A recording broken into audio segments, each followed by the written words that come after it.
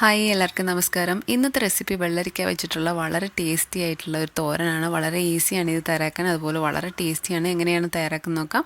അതിനുവേണ്ടി ഞാനിവിടെ 1/2 കിലോ ഉള്ളൊരു വെള്ളരിക്ക എടുത്തിട്ടുണ്ട്. ഇനി ഇതിൻ്റെ തൊലിയൊക്കെ കളഞ്ഞിട്ട് ഇതുപോലെ ഒന്ന് അരിഞ്ഞെടുക്കണം. അപ്പോൾ ചോപ്പറിലൊന്നും ഇട്ട് ഒത്തിരി അങ്ങ് ചെറുതാക്കി കളയരുത്, ഇത് കുറച്ച് വലുപ്പത്തിൽ തന്നെ അരിഞ്ഞെടുക്കുക.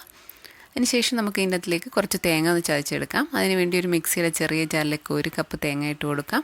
അതിൻ്റെ കൂടെ തന്നെ 4 വെളുത്തുള്ളിയും 1/2 ടീസ്പൂൺ ചെറിയ ജീരകം പൊടിച്ചതും 1/4 ടീസ്പൂൺ മഞ്ഞൾപ്പൊടിയും ചേർക്കാം. ഇപ്പോൾ ജീരകപ്പൊടിക്ക് പകരം ജീരകമാണെങ്കിൽ കുഴപ്പമില്ല. ഇതുപോലൊന്ന് ചതച്ചെടുക്കുക, ഒത്തിരി അരഞ്ഞു പോരുത്.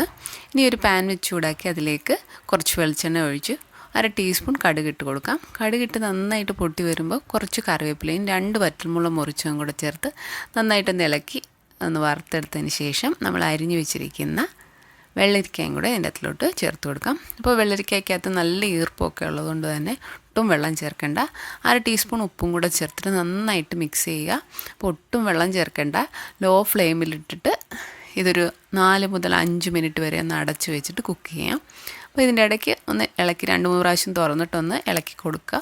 അപ്പോൾ വെള്ളരിക്കയ്ക്കകത്ത് നല്ല ഈർപ്പമുള്ളതുകൊണ്ട് തന്നെ ആ ഒരു വെള്ളത്തിൽ തന്നെ ഇത് കുക്കായി വരും.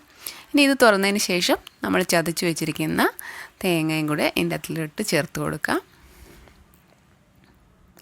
തേങ്ങ ചേർത്തതിന് ശേഷം നന്നായിട്ടൊന്ന് മിക്സ് ചെയ്തിട്ട് വീണ്ടും നമുക്ക് ഒരു 2-3 മിനിറ്റ് ഒന്ന് അടച്ച് വെച്ച് ലോ ഫ്ലെയിമിൽ കുക്ക് ചെയ്തെടുക്കാം. അത്രയേ ഉള്ളൂ.